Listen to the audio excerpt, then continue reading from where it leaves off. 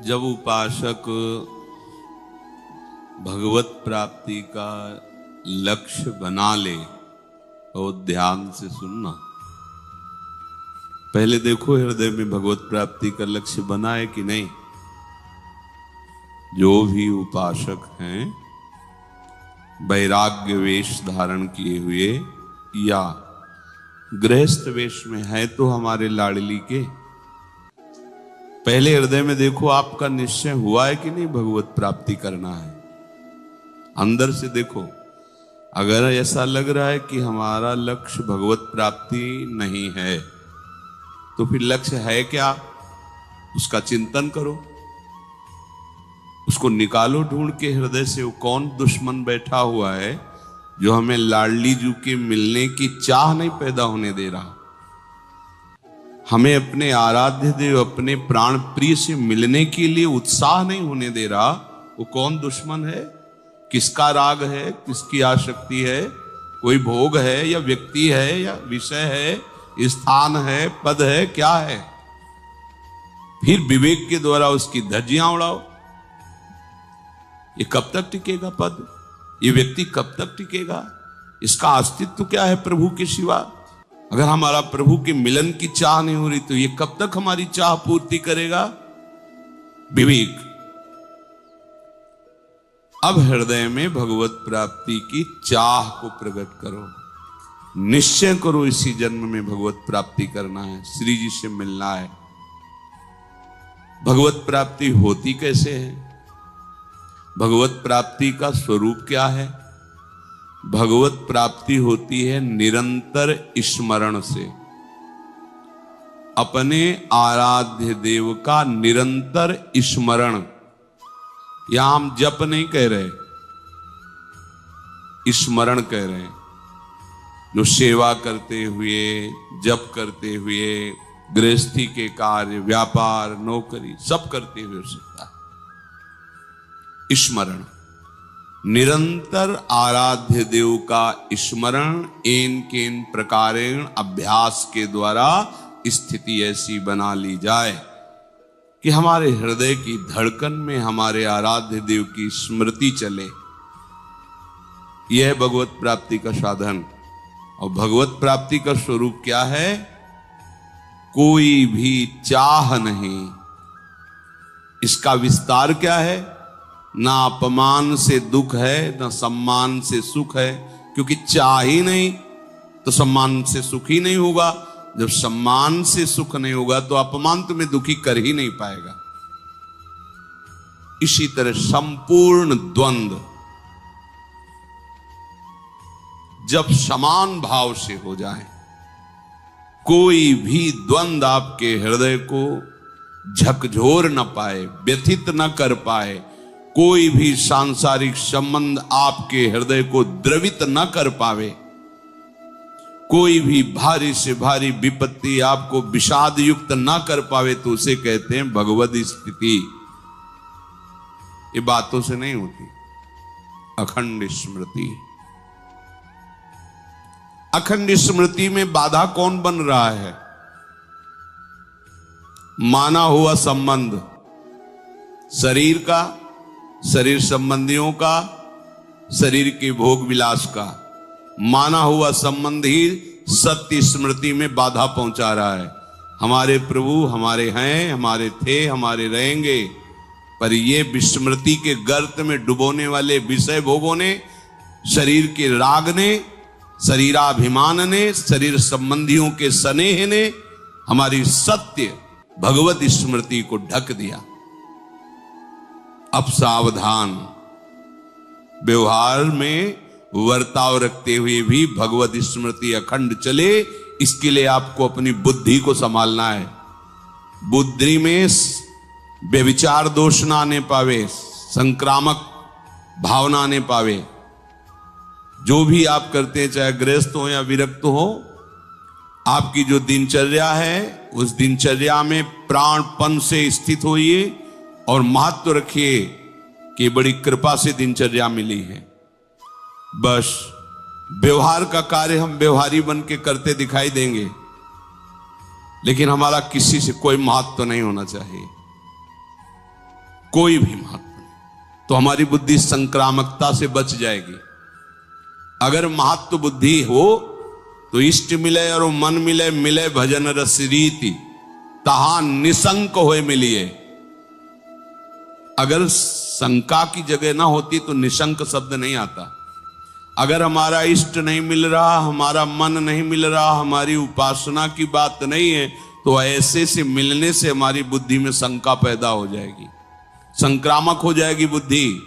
चाहे वो माता हो, पिता हो, भाई हो, बंधु, रिश्ते, नातेदार, लोक परलोक का कोई भी हो, यदि हमारे इष्ट में उसका अनुराग नहीं है, हमारी मार्ग पद्धति से वो नहीं चल रहा है जो हमारा मार्ग है, तो हमारा संग यदि उससे हुआ तो हमारी बुद्धि में संक्रामकता आ जाएगी, प्यारी जू की अनन्य वृत्ति नहीं आ पाएगी। और जहां प्यारी जू से अनन्य भाव हटना या हटने की कोई भी गुंजाइश हुई, माया अपना ऐसा पंजा जमाती कि उसके पंजे से निकल पाना बड़े बड़े योगियों के लिए भी कठिन होता है। इसलिए हम तुम्हें हृदय की बात कहते हैं। ये बहुत बढ़िया अवसर दिया है श्री जी ने। अखंड स्मृति, ना काहू सो बोलिबो, ना कोई व्यवहार, बस अपनी कुंवर किशोरी को जियत निहार निहार। भजन हो रहा है तो ठीक, नहीं हो रहा है तो ठीक, पर असंग है हम, अपनी बुद्धि को संक्रामक नहीं होने देंगे। कबहू तो थोड़ो भजन, कबहू होत विशाल, मन को धीरज छुटे नहीं, गाहे न दूजी चाल। ये बहुत सावधान, उपासक बहुत सावधान। ये मन अनुकूलता का प्रलोभन दे करके, भोगों की सुख भोग वृत्तियों को बढ़ावा दे करके हमको हमारी लाडली जो से अलग करना चाहता है। प्राण धन युगल सरकार जन्म जन्मांतर से भटकते रहे, आज मिलने का अवसर दिया है, अब इस अवसर को नहीं चूकना है। प्रार्थना है, हम कोई प्रवचन नहीं कर रहे, बात समझ लो। अवसर नहीं चूकना है, अब दांव नहीं चूकना है। आगे ऐसा समय आता चला जाएगा, आपको शतमार्ग का सपोर्ट देने वाला, सहयोग देने वाला, मार्गदर्शन कराने वाला बिरला ही कोई मिले तो मिले। ना परमार्थ में चलने के लिए हमें कोई मित्र, ना हमें कोई किसी तरह के सपोर्ट की जरूरत है, बिल्कुल नहीं जरूरत। जो नाम मिला है, मंत्र मिला है, ये परम ज्ञान समुद्र है, तुम्हें किसी से पूछने की जरूरत नहीं है, मार्ग आगे आगे दिखाता जाएगा। आप केवल स्मरण करो, मंत्र स्मरण में रहो, नाम स्मरण में रहो और सच्ची मानो। सब संबंधों में प्रभु की भावना करो तो ठीक, अगर नहीं भावना हो रही तो वैराग्य भावना करो। कोई मेरा नहीं, मेरी लाडली के सिवा कोई मेरा नहीं। अगर कोई व्यवहार वर्ताव हो रहा है तो मेरी लाडली के संबंध से हो रहा है, बस। अभी परमानंद में मन नाच पड़ेगा। पर प्रचंड भगवान की ऐसी दैवी माया है कि हम भक्ति मार्ग में चल रहे, उपासना मार्ग में चल रहे, पर अपने बुद्धि को सुरक्षित नहीं रख पा रहे। कभी विषय, कभी व्यक्ति, कभी स्थान, यही सब हमारे दिमाग में राग द्वेष लिए चलते रहते हैं। तो स्मृति बाधित हो रही है, ये तुम्हें पता नहीं। तुम कैसे राजी हो रहे हो? तुम्हारी स्मृति छुड़ा रही है ये चिंतन वृत्ति, तुम उसको डांट नहीं रहे, उसे रोक नहीं रहे, उसका विरोध नहीं कर रहे, उसी में बहे चले जा रहे हैं। क्या उपासक, फिर तो संसारी आदमी, फिर क्या रंग चढ़ेगा? अध्यात्म का रंग उसी के ऊपर चढ़ता है जो इतना महत्व कर ले अपने भगवत स्मरण पे कि हम प्राण दे सकते हैं लेकिन भगवत स्मरण नहीं छोड़ सकते। समझो आपका मार्ग क्या है। त्रिभुवन की राज्य लक्ष्मी देने पर भी जो आधे पल के लिए परम कृपालु श्री प्रियालाल का स्मरण नहीं छोड़ता, वही महाभागवत है, वही रसिक है। आधे पल के लिए भी त्रिभुवन की राज्य लक्ष्मी मिलने पर भी, वो आधे पल के लिए कह दिया जाए त्रिभुवन की राज्य लक्ष्मी देते हैं, तुम आधे पल के लिए प्रभु को भूल जाओ, तो वो उपासक ये स्वीकार नहीं करेगा। हमारी दुर्दशा क्या है? छोटे छोटे भोग कणों में हम अपने प्रभु को, अपने जीवन धन को घंटों भूले रहते हैं। चार बैठे एक दूसरे की टांग खींचते रहते हैं, निंदा स्तुति गुण दोष वर्णन। समझ में नहीं आ रहा, व्यर्थ कालत्वम, समय तुम व्यर्थ नष्ट कर रहे हो, परमार्थ की आज्ञा का उल्लंघन। अव्यर्थ कालत्वम, कबहू काल वृथा नहीं जाए, और तुम काल को, समय को व्यर्थ प्रपंच की बातों में नष्ट करो। इसलिए प्रार्थना, जो सत्संग सुनते हो उसे जीवन में उतारो। बहुत बढ़िया दांव लग गया है, हमारी प्रार्थना मानिए, बहुत बढ़िया अवसर है। अपनी बुद्धि को बचाइए किसी की संक्रामक भाव से। जैसे वो वायरस फैलता है ना, वो जब कोरोना आया था, बोले मुंह में वो लगा के सैनिटाइजर भी हाथ में लगाना जिससे वो परमाणु ना आ जाए।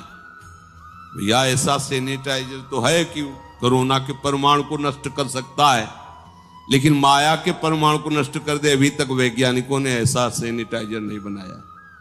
वो एक ही है, हरि स्मरण, भगवान का आश्रय लेकर भजन। भजन छूटा, किसी के भी पास बैठे हो, कोई भी बात कर रहे हो, समझ लो माया अपना पंजा जमा रही है, घसीट ले जाएगी। चाहे वो मम्मी हो, पापा हो, रिश्तेदार, नातेदार, कोई देवता, कोई भी हो, जिसके संग से प्रिया प्रीतम का विस्मरण हो जाए, प्रिया प्रीतम लघु लगने लगे, प्रिया प्रीतम का रस फीका लगने लगे, तो गोस्वामी तुलसीदास जी कहते हैं, तजिए ताहि कोटि बैरीशम यद्यपि परम स्नेही, जाके प्रिय न राम वैदेही। प्रिया प्रीतम जिसको प्यारे नहीं लगते, वो हमारे संभाषण करने योग्य ही नहीं। क्या संभाषण करें?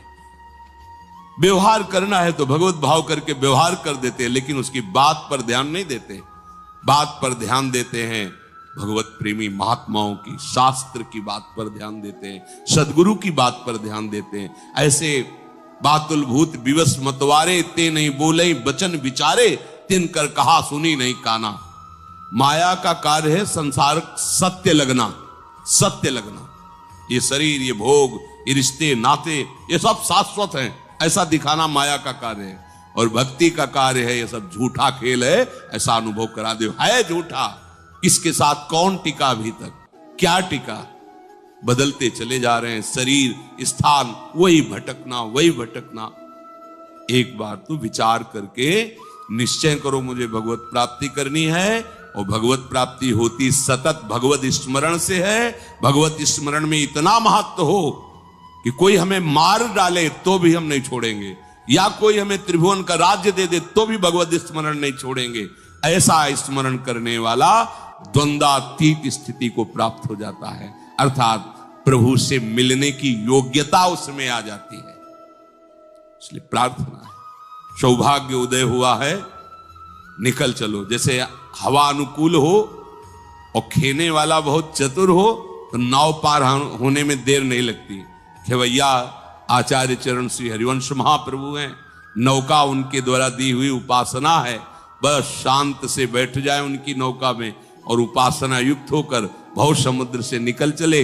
पार प्रिया प्रीतम इंतजार कर रहे हैं, मिलने के लिए वो इंतजार। अगर वो हमको चुने ना होते तो हम यहां नहीं होते, कहीं संसार के ऐसे गर्त में पड़े होते जहां कोई जानता भी नहीं, कोई पहचानता भी नहीं। जैसे कीट पतिंगे ऐसे जीवन व्यतीत हो जाता।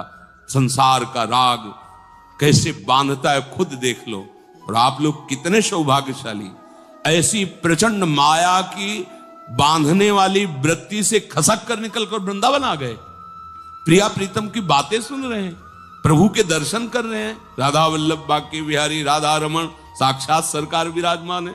चरण रज लग रही है महापुरुषों की, श्री जी की बहुत कृपा। बस सावधानी से जो बातें सुनो, ये केवल बातें नहीं, हृदय से कहते हैं।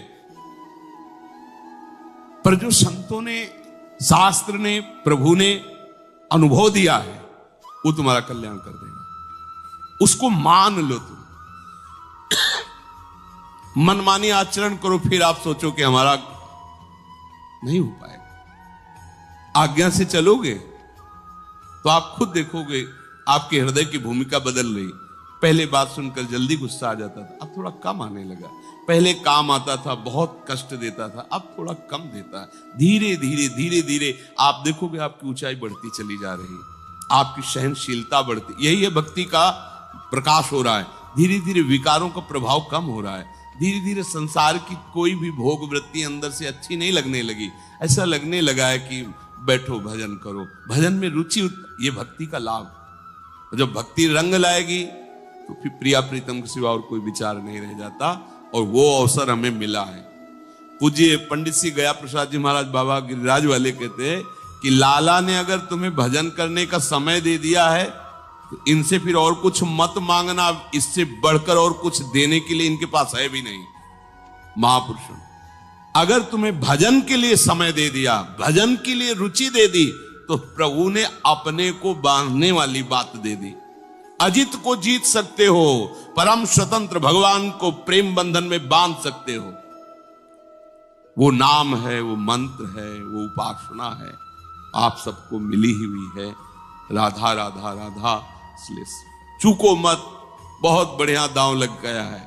इस माया के दुरंत जो फंसाने वाले जाल हैं, काम क्रोध लोभ मोह मद मत्सर, ये बहुत दूर तक फांसते हैं, पर हरि की जो कृपा कवच वृत्ति, उससे हम सुरक्षित है। हरि की कृपा ने हमें सुरक्षित कर रखा है, इसलिए माया कवच घसीट नहीं पा रहा। बस निकल चलो, अभी अवसर है। कहीं चूक कर दी और उसके पंजे में आ गए तो फिर बचना मुश्किल है। एक बार बाज के पंजे में आया हुआ कबूतर बच सकता है, लेकिन माया के पंजे में आया हुआ फिर बचना मुश्किल है। बस इसका फांस ऐसी है, कराहते रह जाओगे, निकल नहीं सकते, ऐसी विचित्र है। भगवान ने कहा मम माया दुरत्या, तो शब्द स्पर्श रूप रस गंध इसके पंजे हैं। पंचतन मात्रा, 5 ज्ञान इंद्री, मना खष्टान इंद्रियाणि प्रकृति स्थान करसती, ऐसे बांध लिया कि उपदेश सुनो, चाहे जित वो कुछ समझ में नहीं आएगा। विनाश मई सृष्टि में तुम सुख ढूंढना चाहते हो, समझ में नहीं आता। साफ बिछुड़ने वाले हैं, उनसे तुम प्यार करना चाहते हो, समझ में नहीं आता। एक सच्चिदानंद प्रभु की प्राप्ति के लिए मुझे अवसर मिला और उसको हम व्यर्थ के चिंतन में खोए, ठीक बात नहीं। इसलिए सदैव प्रिया प्रीतम का चिंतन हमारा परम धन है। बात समझो, हम अगर प्रिया प्रीतम के चिंतन में है तो हमें कोई भगवत प्राप्ति की चिंता नहीं है। सतत भगवत चिंतन होना ही भगवत प्राप्ति है। मान लो आप सतत बार बार प्रभु का नाम, प्रभु का रूप, प्रभु के गुण, प्रभु की लीला, प्रभु की सेवा, ये हमारा जीवन बन जाए। चाहे गृहस्थ हो चाहे विरक्त, जाना तो दोनों को है यहां से। तो अपनी जितनी भी कर्म वृत्तियां सब भगवत अर्पित करके प्रभु के पास चलना है। जैसे कोई कह दे कि फिर तो सब संसार मुक्त हो जाएगा, संसार नहीं मुक्त हो सकता, क्योंकि कहना और सुनना ये सबको तो नहीं मिल रहा ना। उनमें से गहना कितने हैं? कहना सुनना ये भी सबको नहीं मिल रहा। देख लो, अपने भारत में 1 अरब 35 करोड़ बताया कि जनसंख्या है। कितने सत्संग सुन रहे हैं, या यूट्यूब में कितने सुन रहे हैं? ऐसा तो नहीं है कि अरबों सुन रहे हैं, ऐसा नहीं।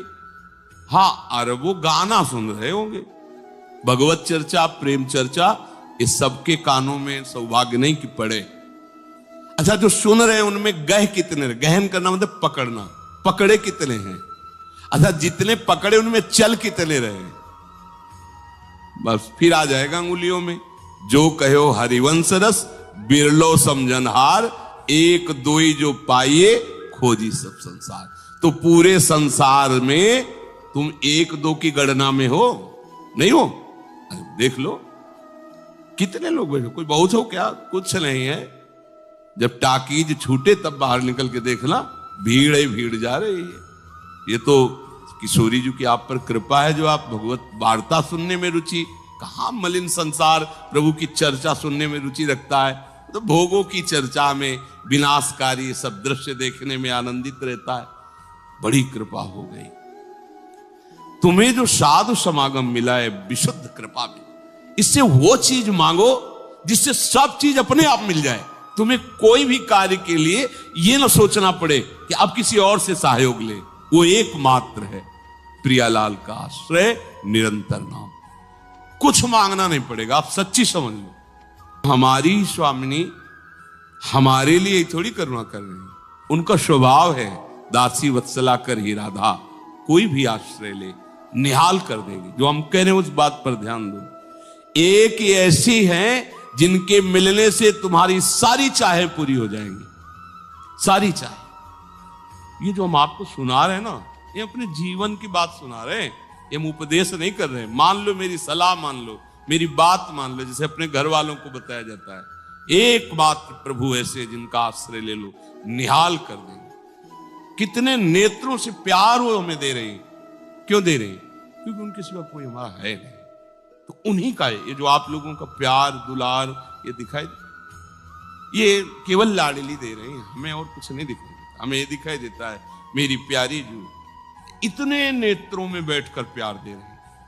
ऐसे देखते हैं जैसे सगे सने संबंधी नहीं, कोई बहुत दिन से बिछड़ा मिले तो क्या वो केवल मेरे लिए ही है क्या?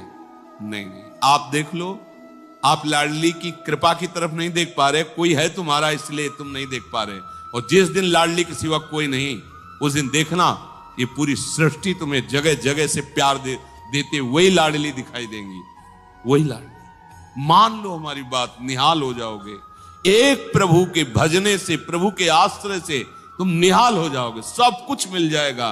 वो बात बनेगी हृदय में कि कोई और बात ही नहीं रह जाएगी। इसलिए एक बार तो थोड़ा हिम्मत करो, एक बार हिम्मत करो। ये गंदी बातें, गंदे विषय, गंदे ये छोड़ो, एक बार छोड़ो, थोड़ा समय दे दो। तो अगर तुम ऐसा मान लो कि भगवत प्राप्ति के लिए मुझे अब इस मन को सजा देनी है, जिससे भजन छूटेगा वो खाएंगे नहीं, जिससे भजन छूटेगा उससे मिलेंगे नहीं, जिससे भजन छूटेगा उसे देखेंगे नहीं, नियम बना लो। अभी भगवत साक्षात कुछ दिनों में हो जाएगा, कुछ दिनों में आप करके। ये धाम है। सुबह प्रभु कह रहे थे कि मथुरापुरी में कुछ समय साधन करने पर ध्रुव को वो पद मिला जो ब्रह्मा जो कोई भी नहीं मिला। आप समझो ये वृंदावन धाम है, वृंदावन धाम। मथुरा से महान श्रेष्ठ 84 कोस ब्रजभूमि, उसमें भी मुकुटमणि वृंदावन। यहां थोड़ा भी भजन बहुत करके होता है, पर हम लोगों का जो आंतरिक चिंतन वो डगमगाया हुआ है। कोई विषय, कोई वस्तु, कोई व्यक्ति, कोई स्थान हमारे चिंतन को चुरा रहा है। हम बार बार इस घाटे को सह रहे हैं।